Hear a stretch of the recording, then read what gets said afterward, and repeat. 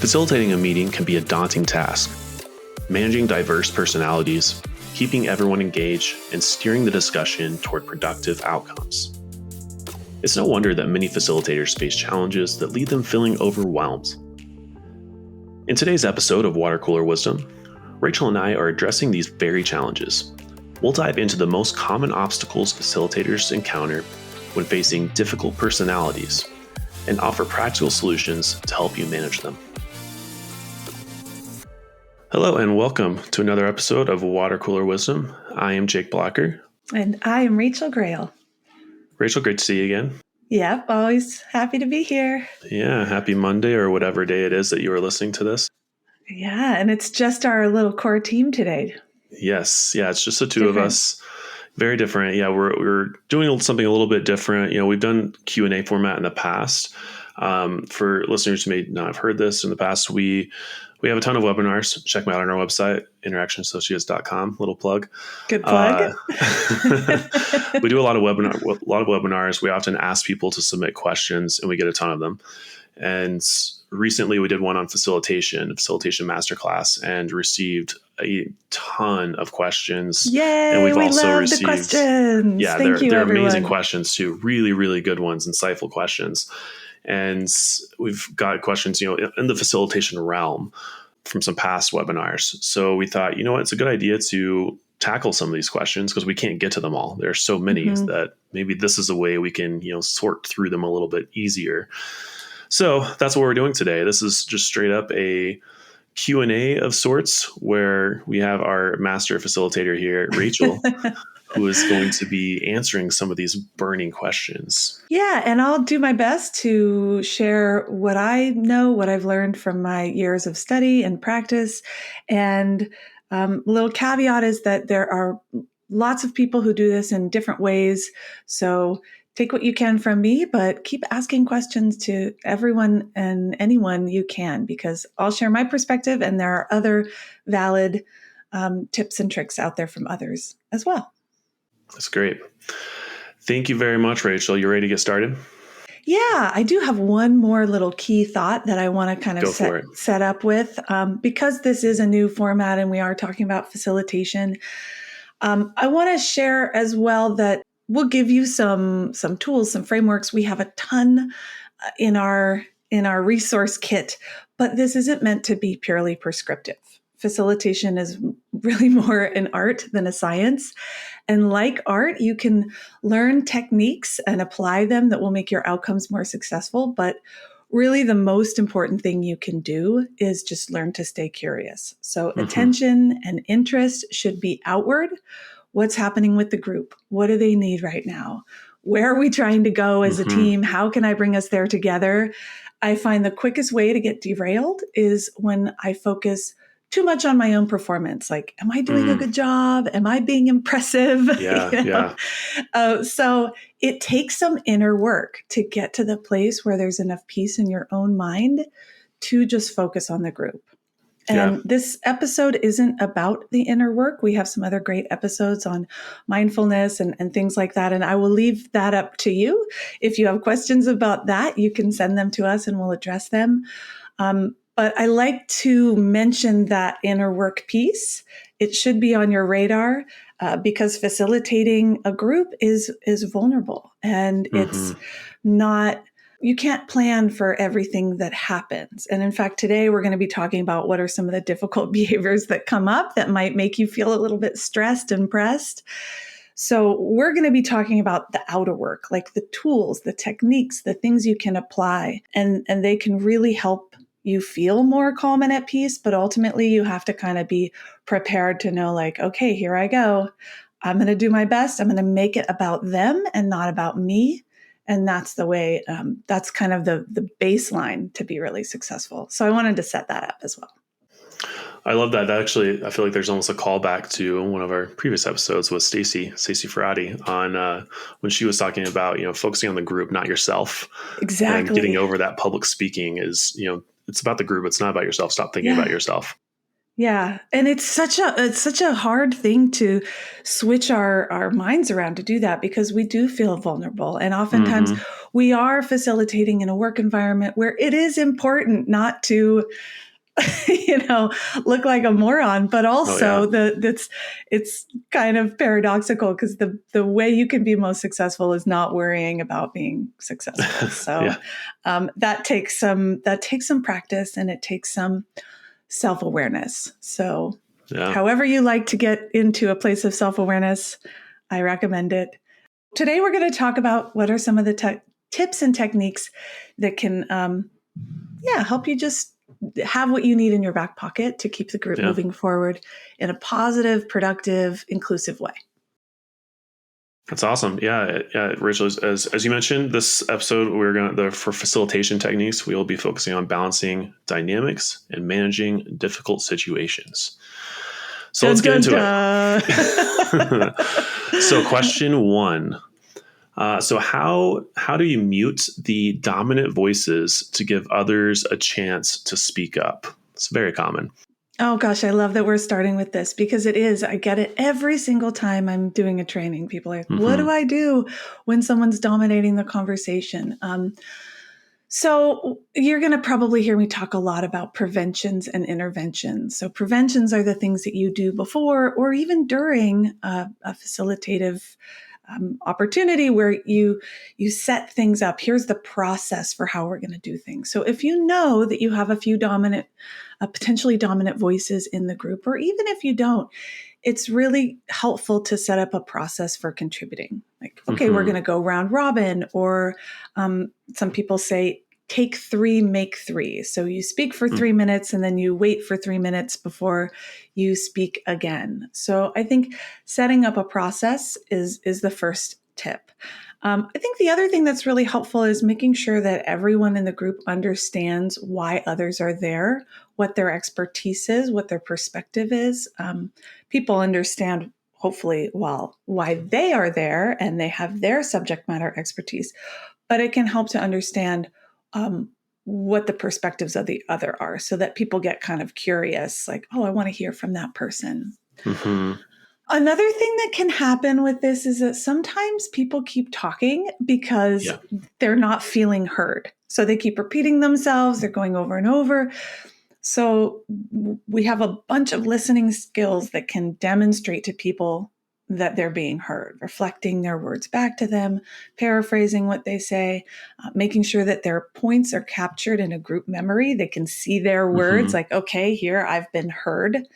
So I think that's a really effective thing to do. And then lastly, just kind of a basic overarching theme is you want to think about, how do I escalate my level of intervention with this person? So I want to use the least amount of force as I can to be effective. So you can start by saying something like, okay, I'd like to hear from those I haven't heard from yet.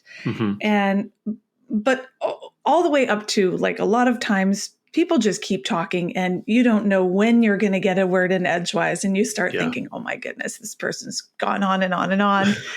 and so how do you interrupt without shutting them down? This is the question. We want to validate everyone in our group, even the people who are dominating. So I would say that if someone just keeps talking, one of the ways that you can interrupt tactfully is to say, I want to jump in here, not because what you have to say isn't important, but you're making a lot of great points. I think maybe generating some good thinking in the group. I'd love to give others a chance to respond. Can you hold on to what you had for a moment? And most of the time, people will say, oh, okay, yeah. So, and then that can bring some other people in. So that's kind of at the higher level of escalating. Like, if you have to actually jump in and say, I've got to interrupt. But as the facilitator, if you don't do that, other people are going to get uncomfortable. Like, who's driving this bus? Like, when is this person going to stop talking? Yes. So it's important to own your own role and know that it can be up to you. That's okay. You're enabled and empowered to do that. And if you don't, the group is going to start you'll start to lose other people. So our goal is to keep everyone engaged and make it safe for everyone to contribute. Yeah. Yeah. You speak about that uncomfortableness. I felt that in the room. It's both the facilitator and an attendee. Like facilitator can be a little intimidating if you're part of a team or something, you're the facilitator on it. And it's a more senior person that is the one, taking up all the air. That's will not stop. Yeah. You don't know, you feel a little bit out of control. You're like, how do I approach this person that is more senior than me and tell them to, be quiet, please. Right. Well, I think that is such a good point. And part of it is setting up those processes at the beginning and saying to everyone, I in an effort to hear all voices, I may interrupt people at some point. I want to make sure that we get the best thinking of the group. So just know that could be coming. It's not because what you have to say isn't important. It's because we want to get the best thinking of the group. And I think we have a question about if someone more senior is taking over a meeting. Should we jump to that one? We do. Yeah. Sorry. I jumped ahead a little bit. So let's skip around this and go to that one. How do I cope if someone more senior is taking over the meeting? I didn't even mean to segue into that, but there we go. It was a great segue. Gold star. I meant to do it. That's what I'm going to say. I meant to do it the entire time. Well, and I think here's the thing is that oftentimes senior folks in a meeting take over for really understandable reasons. Like they either may have more additional information and context that they think the group needs to have, or they may have a greater level of accountability for the outcome. So they might have a strong opinion. It's important that they're heard, but they also can really sway what the group is willing to contribute, depending on the culture of the organization, the personality of the leader. So there's a few things that I would recommend for that. Again, remember your inner work. That's the caveat. Yeah. Setting up is always about processes. Like, what are the processes? How have I set that up at the beginning? And letting people know this is how we're going to do that. I think sometimes it can be helpful for a leader to have a little bit of opportunity to share their context that they want to share. Like, here's what else is going on about this situation that you all need to know about, but then hold back their point of view until the group has an opportunity to share their thinking on it or share their subject matter expertise. Another thing that is so critical is to get clear on what decision-making methods you'll be using in that meeting. So if a leader is the ultimate decision maker, but they want to gather input from the group and decide, be really clear with the group that that's how that's happening. Like, hey, we want to hear from you, but ultimately it's going to be up to the leader. And then it's important for the leader to understand that if they're going to be making that decision, they're going to get the best thinking and the most unfiltered reality from the group if they can hold back their own perspective for a little while. They know. I had a leader tell me in a recent training, he said, God, I'm the dominant leader. And he said, what I realize is that as a leader, my voice is going to be heard. It's okay for me to step back and wait. I want to step back and wait so that I can hear what people have to say. Ultimately, the decision will almost always rest with me, so I don't have to worry. I thought that was so insightful and self-aware of that person. The other thing is that if it is more of a consensus-based decision, again, I would say make that clear to the group.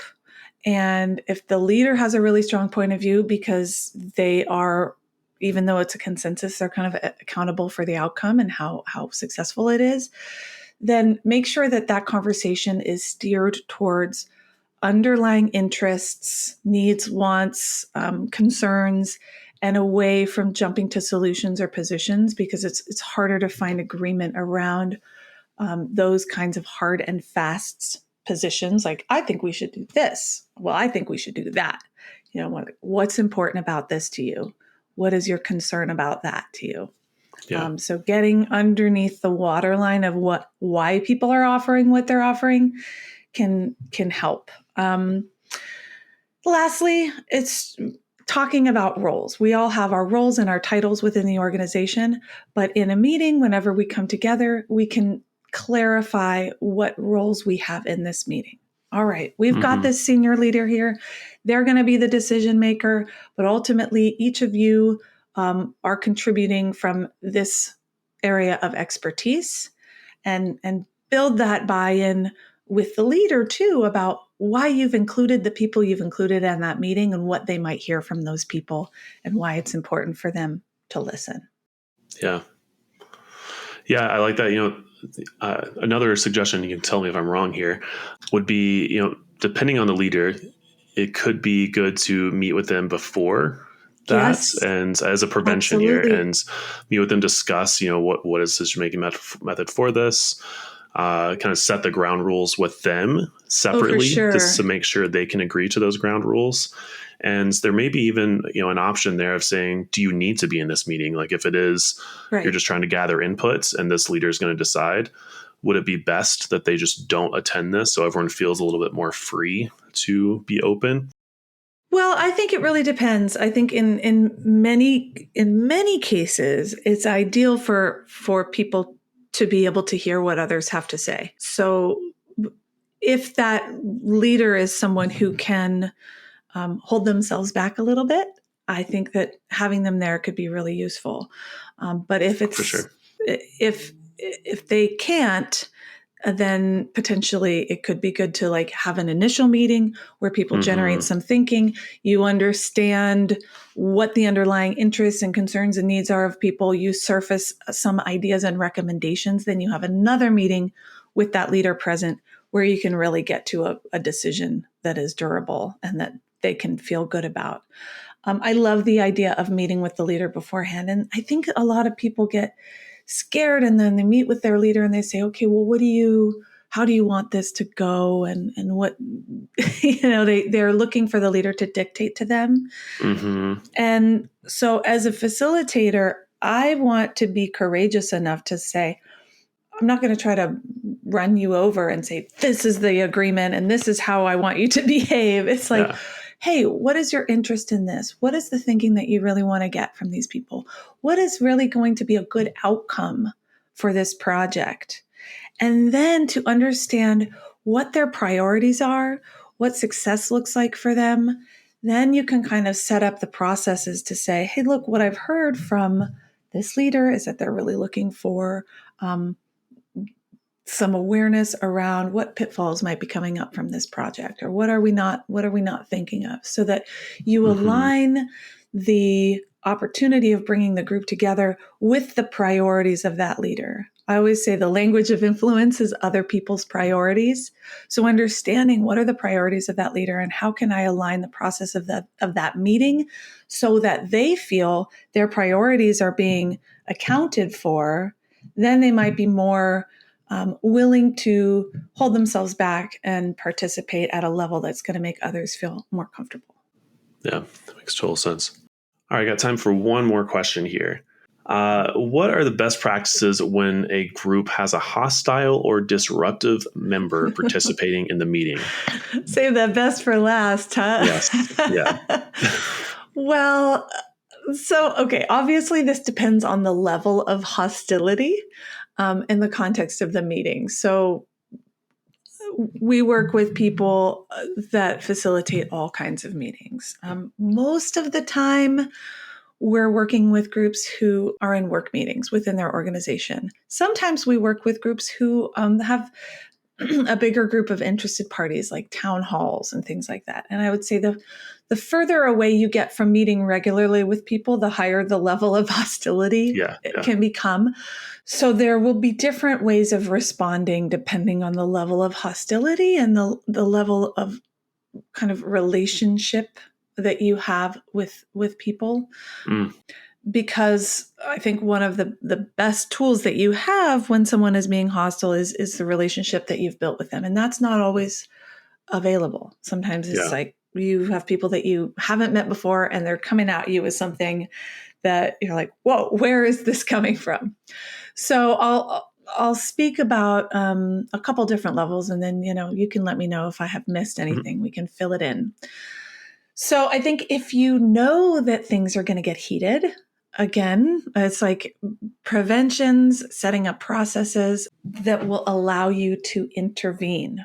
Mm-hmm. So starting off with strong participation agreements about how to be a respectful participant, how much time there will be, what kind of things are off limits. If you think things people might start to blame or point fingers, set up that this is not what we're trying to do here. We're trying to solve the problem. Like, to set up a participation guideline that positions everyone on the same team.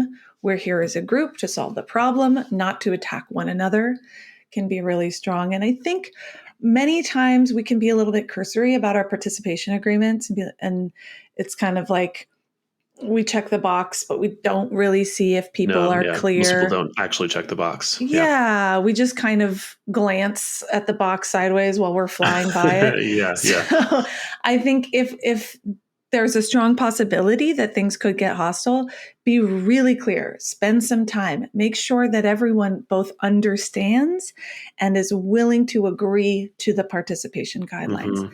That is how you can then fall back on that if people get hostile and say, hey, I see that you're really passionate about this. May I please remind you of our participation guidelines? Mm-hmm. I think we've veered off a little bit. Here's how I'd like us to contribute moving forward. So that's the first step. Sometimes you don't get a chance to do that. You think like, mm-hmm. oh, this meeting's fine. And then the hostility just comes from out of nowhere. Like you're blindsided by it. This happens.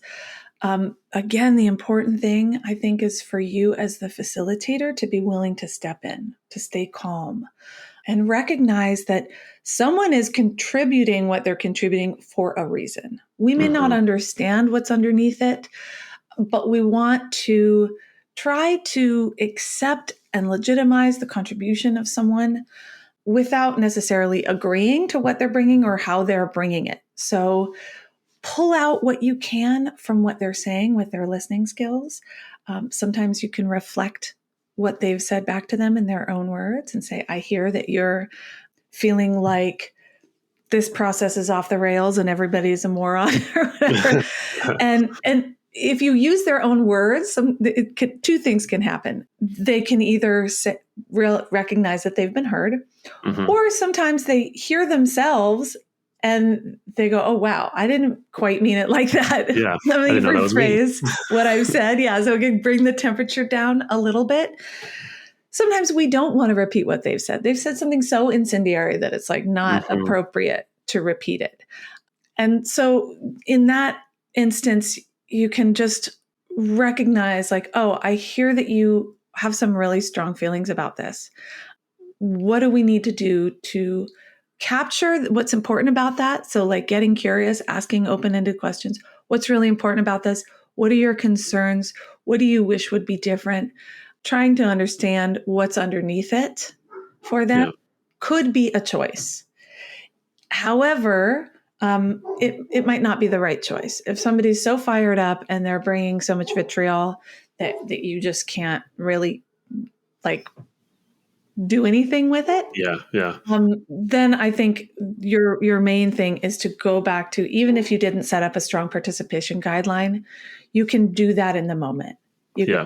I hear you're really passionate about this. You can go back. We haven't talked about desired outcomes yet today, but you can go back to the desired outcome. What is the point of this meeting? Mm-hmm. The time if someone's bringing a level of hostility, it's not really contributing to the desired outcome of the meeting. Mm-hmm. It's most likely derailing and damaging and just creating stress and tension for people. So you can say, I hear that you're having some really strong feelings about this. Let's write that down. And then maybe we need to talk about this offline so that we can capture what's important about this for you. Today, what we're working on is figuring out how to move forward in this project. And so I'd like to refocus on what are some alternatives, what are some options. But again, it's like we as the facilitator have got to be the one to say, I'm going to step up and make this a safe space for everyone. Mm-hmm. Make this, it's my responsibility to be the first line of defense, so to speak, for the group. Because otherwise someone else might step up and they might do it a little less tactfully. Now you've got two people going at it on your hands. And that's not ideal either. Yeah. So being willing to be the one to acknowledge what people say, validate that their experience matters because they're in this meeting for a reason. And here's the task at hand. So let's focus on that. Yeah. How do you think? Did we get there? Did we get enough from that? I think that's great. And I want to give a little shout out to some negative polling, which is one of my favorite tools in the world. Because I feel like a lot of what you're saying, what you've said today is it breaks down to building agreements. Those preventions are all around building agreements. And like you mentioned, some people don't fully check the box. They think they do. And my little shout out to negative polling is to somewhat ensure or feel a little bit more ensured that you have checked the box. Ask them if they cannot agree to these ground rules that you've placed. And what I've learned, I remember taking some of the training, what I learned was, it's kind of like trips everyone's brain out to like, oh, wait, can I? I have to ask myself that question. Can I agree to that? Okay, yes, I can. Yeah, that's fine. Right. Yeah. Because when we say to the group, does everyone agree? And then we just drive on. Most people don't even hear it. I don't know if everyone agrees. Many times. Yeah, sure. Yeah. Nobody really asked me. But if you say, does anyone disagree? Now I have to be responsible. I asked if anyone disagreed and you didn't speak up. So, here we are. We're moving on. I think it's a great point. It's such an effective little tool. Yeah, I love it. Yeah. Well, this has been a great first Q&A. I think you've made some amazing points and answered some awesome questions. Shared what I can from my perspective. Like I said, there's lots of good wisdom out there. I'm really looking forward to having a panel with our Ask Me Anything webinar because I think there's some really smart people in our community, and I'm excited to hear how they will answer some of the wonderful questions that have come in as well. But I agree. We're always here. I'm always a resource. People can reach out to me if they have other questions. And so, keep them coming. If you have any questions, you can submit them to watercoolerwisdom@interactionassociates.com. We have an email, so feel free to send them. That's so legit of us. I know, right? Look at us. Well, thank you so much, Rachel. This has been great. It's been a pleasure, Jake. All right. We'll see you soon. Catch you at the water cooler next time. Catch you at the water cooler. Ciao. Thanks for listening to Water Cooler Wisdom. This podcast is brought to you by Interaction Associates, a leading professional development and leadership training organization whose mission is to help people work better together. If you'd like to learn more, visit interactionassociates.com. If you have questions, comments, or are interested in collaborating with this podcast, you can email us at watercoolerwisdom@interactionassociates.com.